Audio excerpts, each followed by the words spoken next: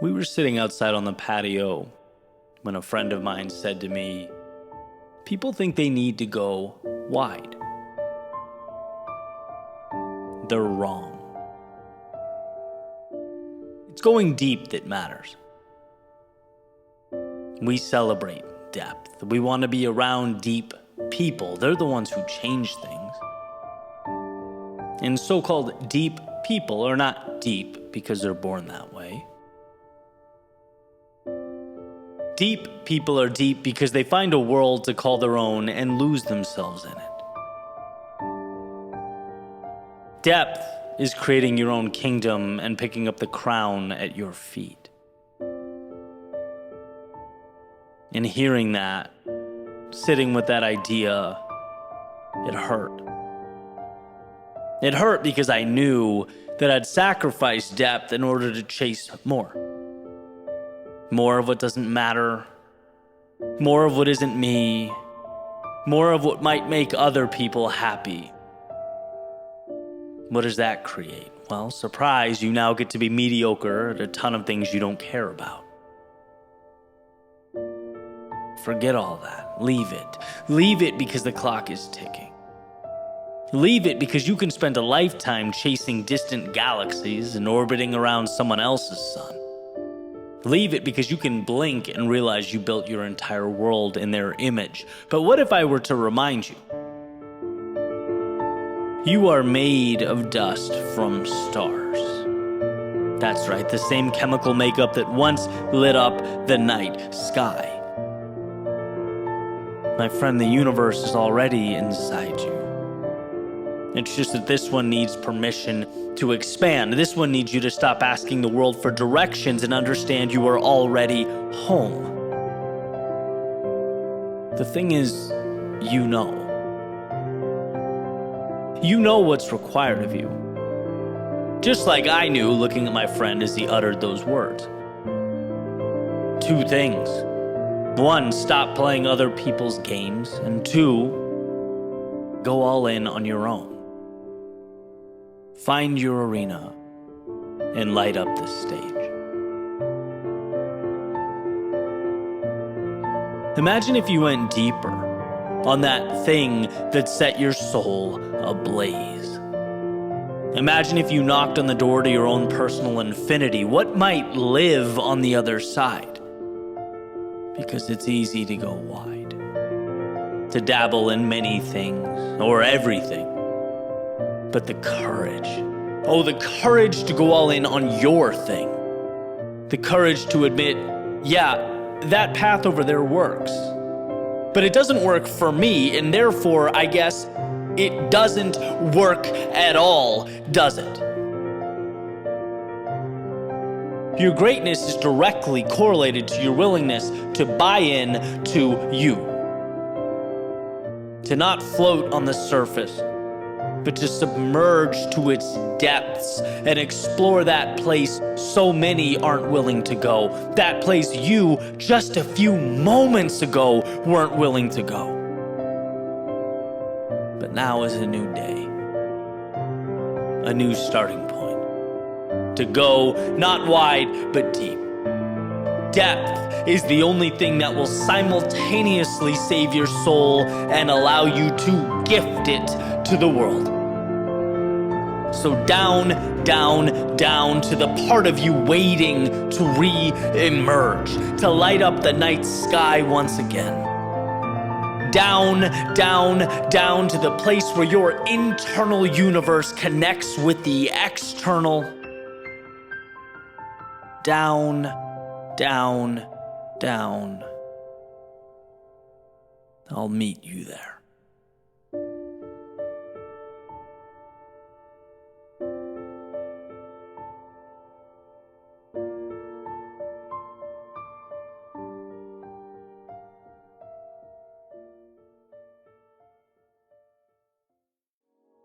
I've been listening to Charlie Munger quite a bit recently.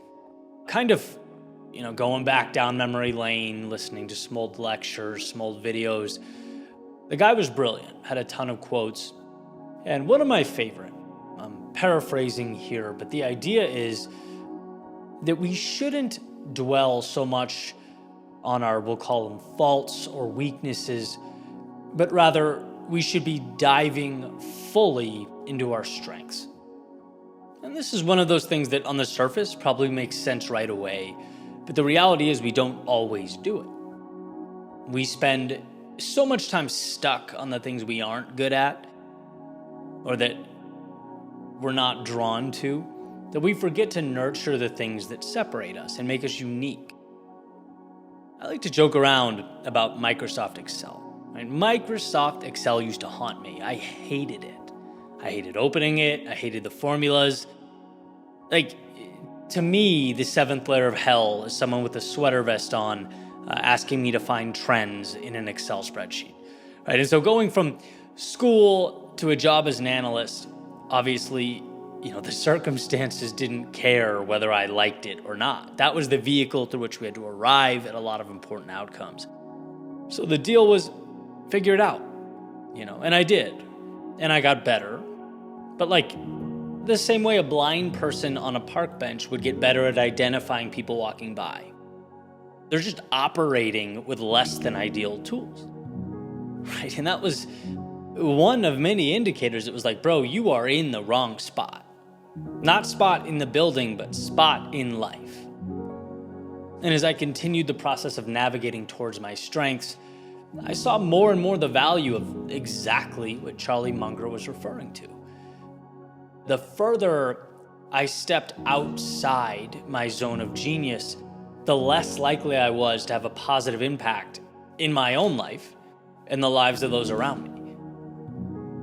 And again, when you think about this, or even talk through it like you're explaining it to a fifth grader, it makes perfect sense. So an example, you're an athlete, it's your gift, you love it, you thrive on it. Okay, in this example, would you rather spend 90% of your time focusing on the athletics you love and becoming the 1% of the 1%, uncommon amongst uncommon men or women, as Goggins would say? Or would you rather be that incredible athlete who, instead of spending 90% of his time nurturing the gift, felt bad about being terrible at chess, and so practiced chess every day in an effort to go from terrible to mediocre? It's who cares? You suck at chess. You don't need it. Let chess go. Unless you're getting personal enjoyment out of it, which is a different story altogether, but let it go. Focus on where your happiness and strengths intersect. That's where you'll get the most joy. That's where, when the sun comes up in the morning, you jump out of bed, feeling invigorated, ready to take on the day. Right? Too many of us, using the same example, are athletes trying to become mediocre at chess. For what reason? I personally am a creator, a writer, a speaker. It's what I love and it's what I'm good at. So I should be doing creator, writer, speaker things. And so the question I'm going to pose to you is, what is that for you? What are those things in your world? And lastly, because life is not always black and white, there's one more caveat that I think needs to be addressed. If there's something you don't love doing, but it's required to help you do more of the thing that you do love doing, then at least for a period of time, you have to suck it up and find balance, right? So a few examples, easy one for me. My company was a one-man show for a long time. A lot of you know that. I've talked about it. It wasn't just creating, writing, and speaking. Right? It was learning how to use a camera. It was learning how to edit audio, learning how to edit video. It was strategy. It was understanding social media platforms. It was, believe it or not, going through YouTube's data, some of which exports to Excel. But I survived, right? And I still do. And here's what I've learned, and where the spirit of Charlie Munger's message has been critical. I surround myself now with people who not only do things I don't like or, take care of my weaknesses, but they're amazing at it. Our zones of genius are different. My weaknesses are their strengths. That's Team 101. And that understanding, it frees us all up to do what we're great at as much as possible. Ideally, 100% of the time. In fact, one of my biggest breakthroughs was talking to my now business manager about value add. He's sort of analyzing the situation over here, and he goes, hey, the thing that you can do that no one else can is be sharing your story in front of the camera. We can get an awesome group of people around you to analyze trends on YouTube, to create thumbnails, to answer email, to edit audio and video, to schedule things. In a perfect world, you're doing zero of that. Why? Because your zone of genius is speaking and storytelling. And I got excited thinking about how far that concept could go. It's like, imagine a world where I wake up and only do the things I love doing that fall within my zone of genius. That to me was groundbreaking. It's like Charlie's comment isn't just about going, from the minefield of Excel to creating my own business. No, it takes it further. It's shedding things until all that's left is the stuff that makes a difference. That's how you create greatness. And I'd advocate, that's the mental shift we should all be making. Stop feeling like, we owe it to someone or something to go from a 0 to a 2 in a certain category, when we can change our lives and the world by going from an 8 to 10 in the things that mean the most to us. You have that ability, right? It's a cutting away process, understanding what moves the needle and going all in there.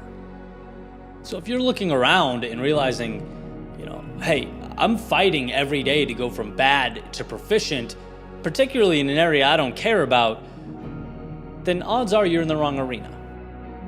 And I think the best advice is to seek out the right one. To find a place where that exhausted energy lights you up. It'll be life-changing, experiencing the power that a move in that direction can make.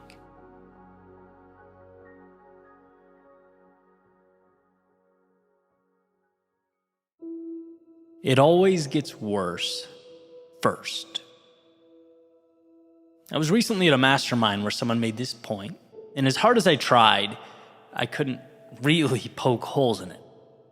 For the simple fact that everything new requires some vulnerability, some discomfort that was previously non-existent.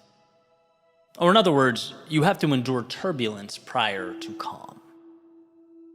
So imagine a wavy line on a piece of paper or whiteboard where the top of each wave is slightly bigger than the one before it, right? So right before that new wave occurs, there is necessarily a low point or a trough, a point that's absolutely, without a doubt, lower than the top of the previous wave. And this, to me, summarizes the battle we fight, right? When you're comfortable, when you're at the top of the little wave you're currently riding, it almost feels self-defeating to willingly jump off and land yourself at the bottom of some new, soon-to-be future wave. Every new mountain means starting at the bottom, a new base. Every acquisition means letting go of something we once knew and understood. And the question is, are you willing to fight through? Are you willing to hang out in the trough, at the bottom, right? Wander that valley of despair. And that's, by the way, what we're talking about when we talk about, for example, Walt Disney being fired, being called unimaginative, and struggling to get the world to understand his Mickey Mouse cartoon. That's what we're talking about with Steve and Woz with Apple. Right? That's what we're talking about with Lincoln and the constant political rejection before finding stability and success, right? These stories have become almost folklore. And all of them share the same characteristic, that the main players willingly accepted the fact that it would get worse before it got better. All of them were willing to make a trade. The bottom now for a chance at the top later. Not only is this pragmatic, but it also aids the mind throughout the process. It helps us understand and internalize what we're going through. That initial instinct to think, why me? To shake our fists at the world and fall into the role of victim. That goes away when we know that, we're enduring turbulence now for something better. When we know that this is merely the cost of admission. You're not at the bottom of the wave because you have to be, or even, because it's fun to hang out there. You're there because something greater is coming. And a human's desire to delay gratification is a superpower. We all know that. Things get worse before they get better. So remember, next time you're out in the world, right, dealing with adversity. Technically, you don't have to be there. You could be hiding away, letting life slip by. But instead, you've made the decision, the courageous decision, to better yourself. What you're enduring will ultimately become your strong point.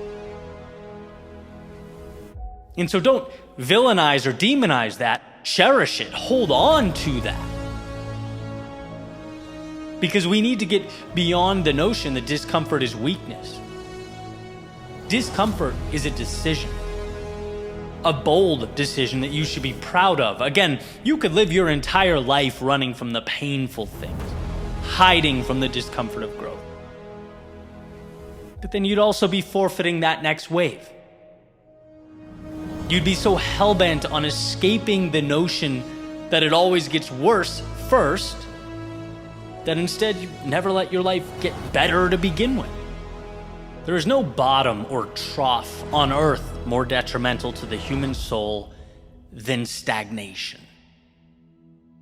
We need to be moving, marching forward, even when we don't know, right? Into the unknown, into the night. Fighting to get to the ceiling, then gladly allowing that ceiling to become our next floor. It always gets worse first. And thank God. That's where we are made. Conditioned. That's the buffer that separates mediocrity from greatness. That forces us to ask the important questions. Do I really want this? And if the answer is yes, let it get worse first. Let it be tough out of the gate. Grant yourself that gift of vulnerability. Because a few waves from now, you'll be on a different level. Physically, spiritually, personally. A few waves from now, the quote-unquote worst parts will be what stand between who you are and who you were. And that decision, the decision to step out and face them, will have been perhaps the best decision you've ever made.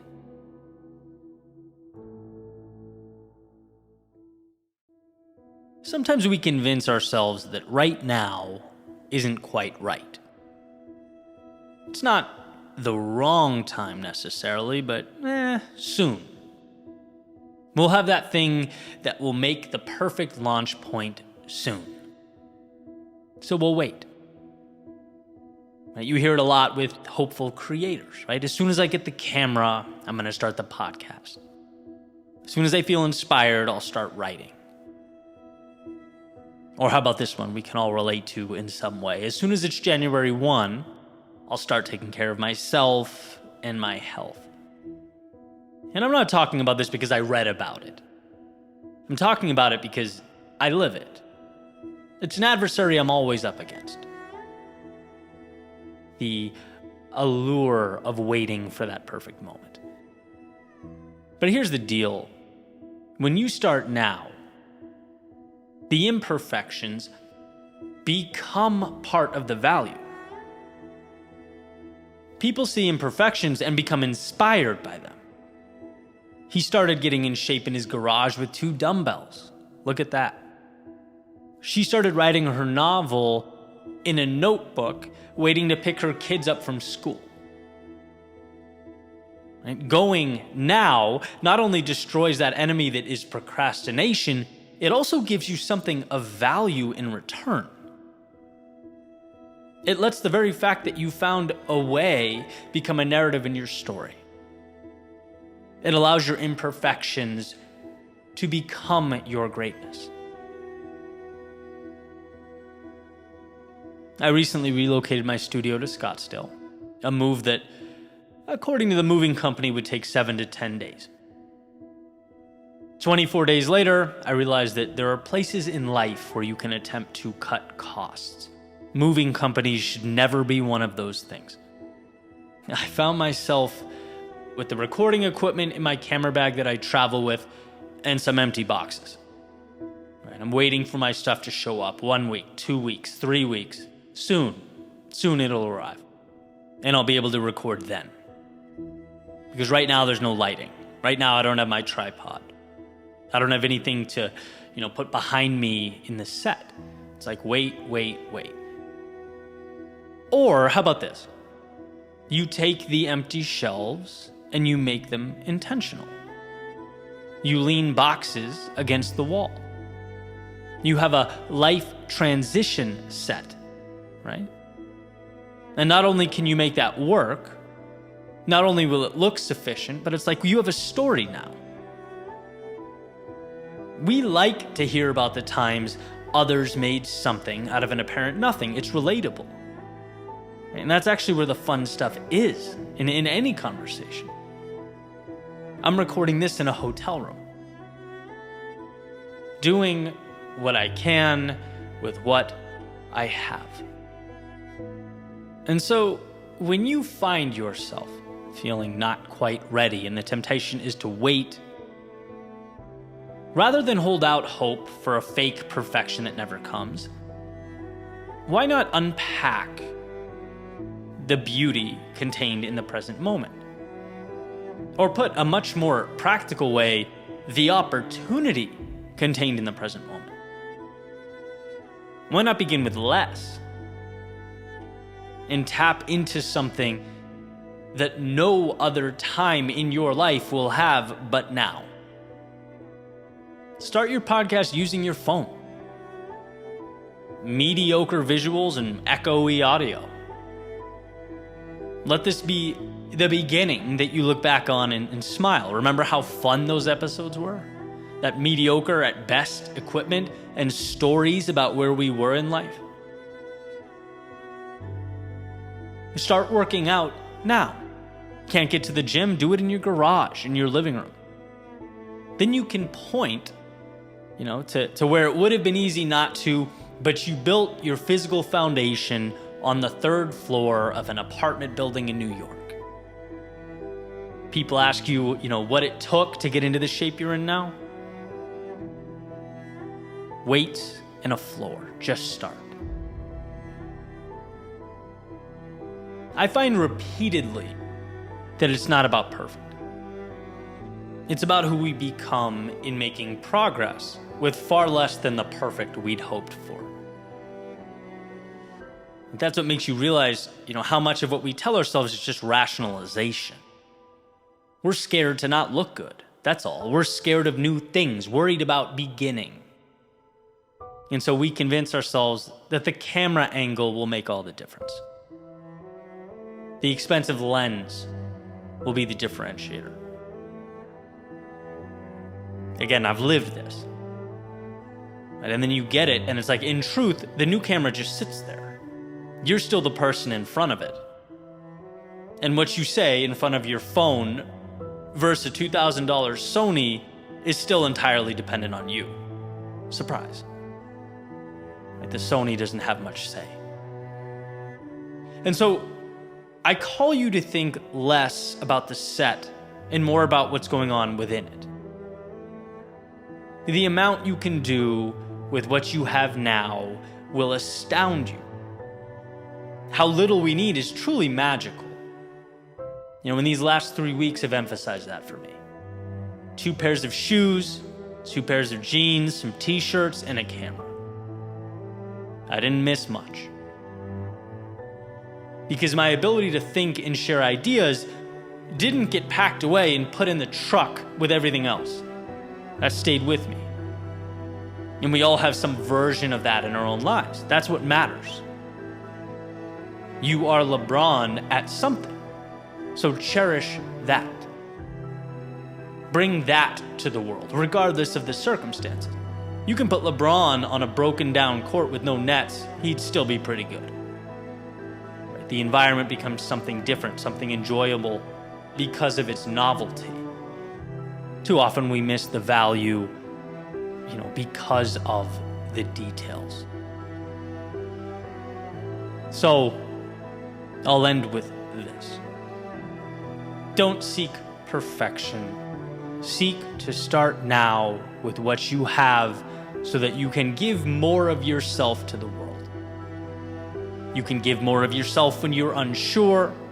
Give more of yourself when you're lost. Give more of yourself when you're starting. Give more of yourself when you don't have all the tools you wish you had.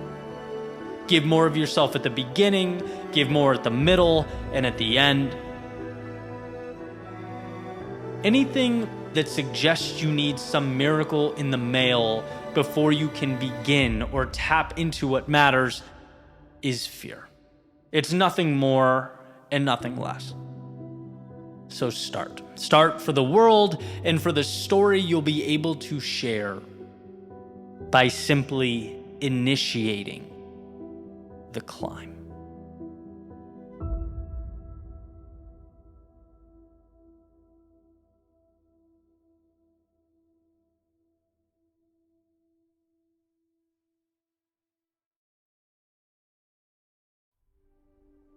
As many of you know, the great Charlie Munger recently passed away. And a friend of mine sent me a video of his most powerful quotes, sound bites. And as I was listening, one stood out to me that I really wanted to share.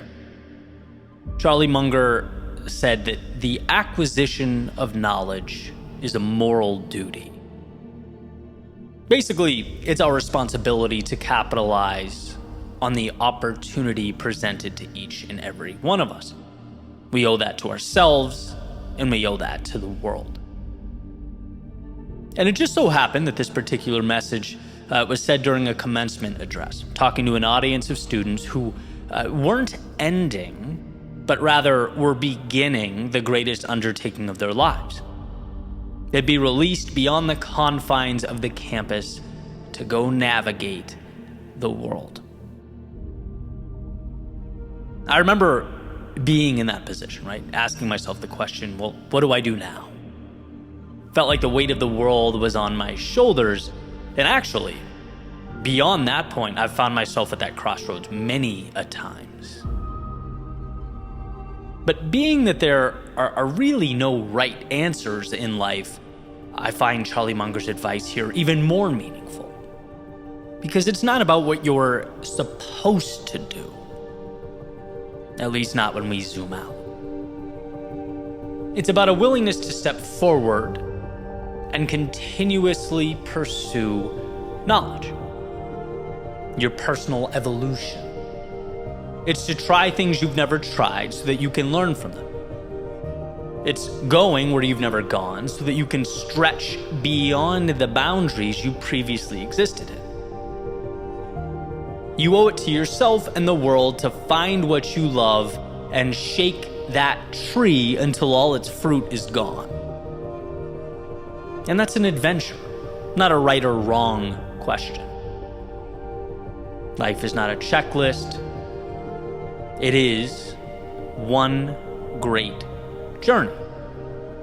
A journey in which we acquire knowledge we never had and become the people we knew we could be. It's a moral duty not to get it right, because again, there is no right. It's a moral duty because you have it within you to change things, to make an impact, to better the people around you. It's a moral duty because you will be a difference maker in whatever arena you choose to step into. And just imagine forfeiting that. Imagine the greatness that would be wasted if you looked in the mirror and thought to yourself, I don't know what that future looks like, so I'll stay here. I don't understand, so I won't go. I'm not where I want to be right now, so hey, this is where we'll close the book. See, endings are just beginnings in disguise. Because they set you free to start writing a new chapter, to adjust and reimagine the impact that you can have on the world. Those students, the ones that Charlie Munger was talking to, they aren't done learning. They're merely at an inflection point. And by the way, I think that's why it's so painful to feel stuck, to feel lost. Because our souls want growth, but don't know where to go. We feel confined because the target is uncertain, but I can tell you this. Sometimes knowing that the current chapter is over is enough, is all you need. Sometimes knowing that you no longer need to be where you are is plenty, because it prompts movement. One who is willing to keep their feet going, who's willing to try, make educated guesses and adapt, that is someone who is constantly learning. Someone who's realized that the only way to assure success is not achieved is by standing still. Worrying so much about losing what you currently have that you disregard the infinite upside. It is a moral duty to grow because you are a game changer. You have perspectives and ideas and abilities that will make this place better. And when you look around and think, me? No, you've got the wrong guy or gal here. That just means it's time for you to walk, to move, to create momentum, to stumble into life until you find a little portion of it you want to put a stake in and call your own. And please, this isn't a life is rainbows, butterflies, and everything's magic message. This is a find your thing and give it to the world message. This is a you can always be evolving message. And most importantly, this is a progress is happiness message. Because a life lived to the fullest is one where we are stretching and exploring. We're stepping out into the vast unknown and mapping it for ourselves and others. It's your duty to acquire knowledge and allow that acquisition to propel you into the ether. It's your responsibility to not sit on your gifts, but bring them to life and create that ripple effect that will change the world.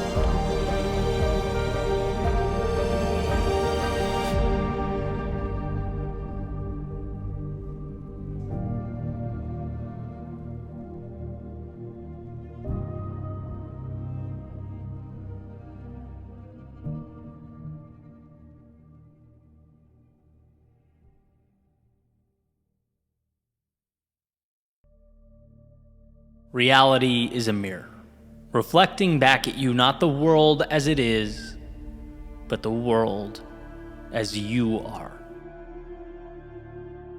The idea here is that if you don't pause and remind yourself how much control you have over your own reality, over what you're seeing, you start thinking you're at the mercy of someone else's story, a character in a play that is not your own. You forget that in your own movie, you're the scriptwriter. Or as Marcus Aurelius wrote, you have power over your mind, not outside events. Realize this, and you will find strength. I recently heard this referred to as the mirror principle. But really, for obvious reasons, I'm more partial to calling it your world within. An echo of Tolstoy's classic line, "Everyone thinks of changing the world, but no one thinks of changing himself." And that is where our power lies. Or, using the same example, you can't change the reflection you see by shaking the mirror. You change the reflection by changing your relationship with yourself, by changing how you treat and view yourself, which not only alters your actions, it alters how the world views you. One of the first things we notice about someone is whether they are confident, whether they operate with conviction and self-belief. We notice how they view themselves immediately. The greatest gifts I've been given from, mentors and people I look up to in life, they haven't been material. No, they've always been subtle reminders that I set the guidelines and the world conforms. It's always been, hey, Eddie, if you only view yourself as someone who charges a little bit of money to clients, that's how potential clients will view you. Eddie, if you surround yourself with people who think small, that's exactly what you'll become accustomed to doing. Eddie, if you don't believe you can do amazing things, people won't walk up to you and believe it for you. All of these have been reminders that the reflections that I'd created for myself at those points in time were limiting. The reflection I was allowing was narrow in scope. It was safe. It was small. And if I wanted more, it wasn't up to the world. It certainly wasn't a matter of crossing my fingers and hoping that mirror would randomly tell a different story. It was seeing myself as someone who creates a new picture altogether. And that can be a difficult thing to grasp, right? Like, you can't change the mirror at all. You can only change what you bring to the mirror. So what are some examples? What are some pieces in the past that I've worked on? One, first and foremost, imposter syndrome. One of the cool things about having speeches blow up on YouTube before I ever gave a keynote speech on stage is that I started getting invites to speak all over the place. The flip side to that is that I felt like someone who didn't belong there. It happened too quickly. It was outside the comfort of my studio. It was like, oh no, the world's gonna find me out. And that's what I brought to the mirror. And of course, for a while, that's exactly what the mirror showed right back. I had to convince myself that I could speak anywhere, through practice, through affirmation, trudging through the mud of doubt and uncertainty, and earning a different reflection. I say that not to pat myself on the back, but to demonstrate a battle fought, mostly in private, where I had to rewire how I saw not the world, but myself, how I saw my ability to navigate seemingly insurmountable things. It always amazes me how so much of any battle is merely confronting it with confidence. It's knowing that, hey, difficult or not, I belong here. And I'm going to figure it out. That's what I do. I think we all need to find a way to bring that to our personal mirrors. And again, it'll feel weird. Good. It'll feel inauthentic at first. Perfect. Change requires a breaking down and building up, and breaking down never feels good. Now, I can give you another example, and I think this will certainly be relatable to most of you. Not being able to see the gratitude in my life over the small annoyances, right? Like something stupid or not ideal or disruptive would just prompt this spiral. And my Facebook getting hacked is a great example of this. I've talked about this before. My world ended for a few hours. Right? I was so angry until I got it together and composed myself. It's like, Eddie, you need to be the type of person who observes, who calmly collects the data and then makes a productive decision. Now, clearly, I wasn't that, right? And in many ways, I'm still working towards it. But I know that's part of the reflection I want. That's something I'm working towards every day. And you know what's helped me? Gratitude. Seriously, that's simple. 3 things in the morning I feel grateful for. People I have in my life, things I get to do, the work that I love, whatever it is that day, I write it down. Because just thinking that way elevates my baseline to not just existing, but realizing how lucky I am. And I start from a place not of lack, but of abundance. And that puts things into perspective. So that when, things do go wrong or the wheels do fall off the wagon, it's not the end of the world. It's one little trial or tribulation in the great play of your life. One that you're very happy to be in. And I could go on and on, right? Whether we want to call this the mirror principle, or the creating of your world within, or just merely obtaining perspective. The idea is simple. What the reflection shows you is directly correlated to the things you've accepted or allowed in your life. And if you don't like the view, well, then adjust what you're allowing. Give yourself permission to level up, to be more, take more risks, to chase down the upside. Reality is a mirror, and a mirror is an output. You are the input. You are where it all begins, where everything in your world takes shape.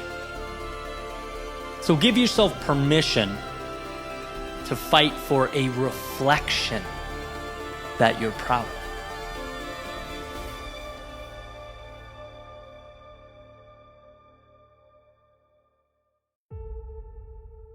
I used to separate building up and tearing down as if they were 2 totally different ideas rather than one perpetual loop. See, energy can neither be created nor destroyed. It simply transfers from one thing to another. We are renting everything in this world, grabbing little pieces of life as we run through it. And what we leave behind in the rear view has the potential to tug at our heartstrings as we see it collapse into the horizon, sure. But it also has to. Yesterday was, in its own way, the beginning, a nurturing parent preparing you for the world of today. Pushing you out the front door, and maybe you don't feel ready, we never do. But things have to go in order for more to arrive. The tearing down is the building up. I have a significant relationship with this idea, letting go. I think because it's personally been one of my greatest adversaries. And the words that escape our lips pull back the curtain on who we are. Humans are just projectors with eyes. As my words escape, the hope is something beautiful will be let in. As I'm sitting here, writing, speaking, I'm thinking about how exciting the prospect of scaling this message, growing this brand, helping more people, adding more value, while simultaneously dancing around the terror of relinquishing some level of creative control with my work. You can't, of course, grow and still do things how you did them in a one-bedroom apartment in 2014. This isn't new. I've been grappling with it in different contexts for years. It's so personal to me, but the reality is there's no gray space here. This situation is clear as glass. You have to let go in order to acquire. You have to tear down those barriers in order to make room for more. This is and always has been a me conversation. A look at myself in the mirror conversation. Eddie, what are you willing to let go of? Because there are ropes that must be cut. See, these conversations hurt, but they are the transfer mechanism to all that is beautiful. Being self-aware hurts. But I'm going to go out on a limb here and assume that it hurts less than operating in a state of consistent delusion. So I offer this question to you. What was the last conversation you had with yourself? When was your last "is what I want and what I'm doing" aligned conversation? When was your last "am I holding on to too much" conversation? Your last "if I want parts of me to be reborn, am I willing to let the unnecessary things die" conversation? Life is a cycle, and we forget that. As we get comfortable, as we become accustomed to routine, it's easy to forget. Are we shedding the old or hiding within it? In Gary Keller's One Thing, he mentions how a domino can knock over another domino 50% larger. So if you were to start with a 2-inch domino and keep increasing the one next to it by 50%, the 23rd domino in the progression would be able to knock over the Eiffel Tower. The 31st would be as tall as Everest. The 57th domino would be able to bridge the gap between the Earth and the Moon. See, but it must be understood that it's the 50% growth from domino to domino that makes the difference. If each domino stays the same size, you don't get any remarkable transformation. And in many ways, that's what we do. We want the moon, but we stay that 2-inch domino. That's my example of holding on to perhaps too many aspects of the creative process. That holding on prevents the 50% jump. For you, the journey before you will be a different one with different characteristics. But the rule's the same. The old dominoes must fall in order to create something new. That energy must be passed on. And it is capable of transferring, this is the important part, to something much bigger than itself. That's why we allow the old to fall. It's not that it's valueless. It's that its value was in setting up the brilliance that now awaits. You can't be afraid to tear down the old, right? We have to seek out that fearlessness that exists within us. It's crippling our growth, diminishing our capacity to live life to the fullest. That's what's scary. Protecting that which no longer serves us is what's dangerous. So let yesterday fade into the rear view. It may hurt, it may tug at those heartstrings, but when you look back years from now, it will be the reason, the very reason, you'll have embarked upon the adventure of a lifetime. It's what you destroyed that will have opened the door for everything, brought forth the manifestation of the beautiful life you ultimately came to build.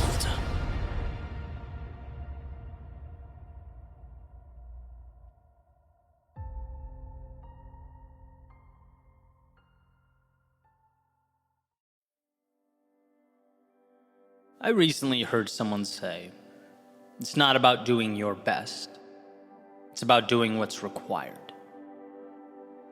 Are they different? Very. Here's my take. Doing your best has an emotional component attached to it. It's subjective. What exactly is your best? Well, it's a story that you tell yourself. A narrative opening the door to limitation. I've always found that when we put our backs against the wall and venture into scenarios where it's essential that we get something done, we somehow always find a way. When we leave no plan B for ourselves, we are required to make plan A work. And so we do. It's a testament to both the resilience and power contained in the human spirit, as well as the reality that we can astound ourselves when we're unwilling to take no for an answer. That it's not the resources that are the problem. It's usually our unwillingness to move forward into the dark, our hesitance to try, explore, test, build, and rebuild.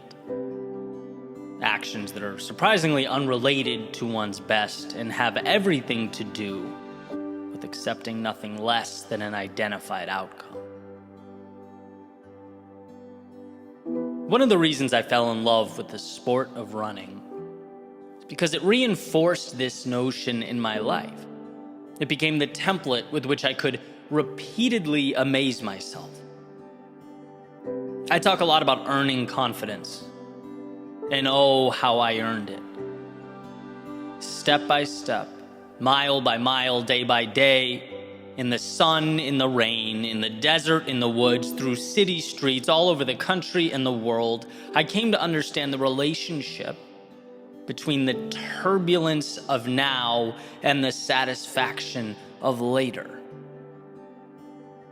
It was on those days I'd push beyond my usual level of comfort, when that cloud of pain and agony would hover over me.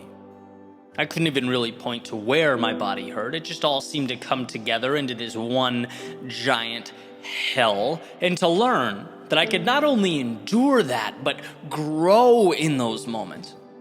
To see myself rise above any preconceived notion or understanding of best in order to defeat my demons, conquer the day's objective, it changes the way you see yourself in the world. Now, could onlookers be tempted to call these self-created goals arbitrary, even unnecessary? Sure, and I get why they would, but I'd also completely disagree. Those days were a masterclass in doing what is necessary. Realizing that when you shut your rational brain off and don't give your mind a chance to talk your body out of it, you can see just how powerful you are. You realize that story of your best is nothing more than a house built on sand. Life is not about that story you've told yourself. It's not about your personal records and peak performances, what you think you can do or how far you think you might be able to go. It's about not stopping in the moments when it hurts. Doing what is required, a decision that compounds over time to create what was once impossible. One of my favorite quotes is by Admiral William McRaven, an absolute hero of mine. And funny enough, he says, if you want to change the world, you must be your very best in your darkest moments. And what a beautiful idea, to rise when life presents its periods of turbulence. And sure, it may be a matter of semantics, but in those moments of darkness, I think of your best, not in the traditional sense, not as a personal metric, but as a willingness to do what must be done, a removal of the spotlight from you altogether and instead pointed directly at the road ahead, at the task at hand. When you choose to make the journey not about what you can and cannot do, but instead make it about what must be done, the universe, as Paulo Coelho has so elegantly stated, conspires to make it happen.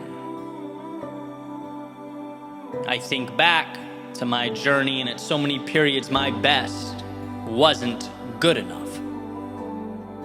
I was so lost and so overwhelmed that the only thing I could do was not stop moving.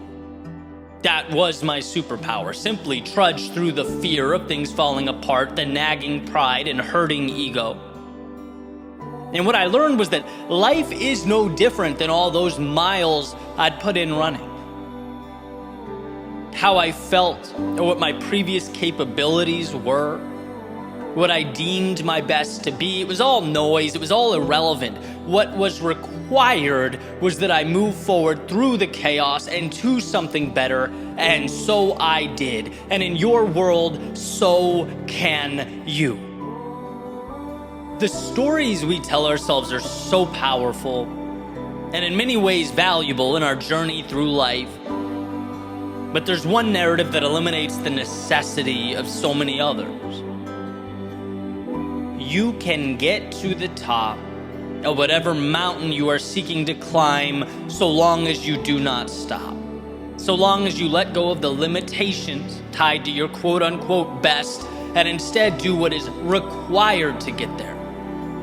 You'll see how adaptable and transformative that best really is. How it's a lagging indicator. It will take time, but you're capable of being patient. And it will have its moments of chaos, but you are capable of weathering those storms. It will present obstacles that leave you unclear, uncertain, sometimes unprepared, but you're capable of picking your head up and moving through that haze. What you know of yourself now is a fraction of a fraction of a fraction of what you're capable of doing. And how far that goes will be determined not by putting a stake in the ground and calling it your personal best, but as Emerson has said, by hitching your wagon to a star and pulling yourself towards its light, a little bit at a time.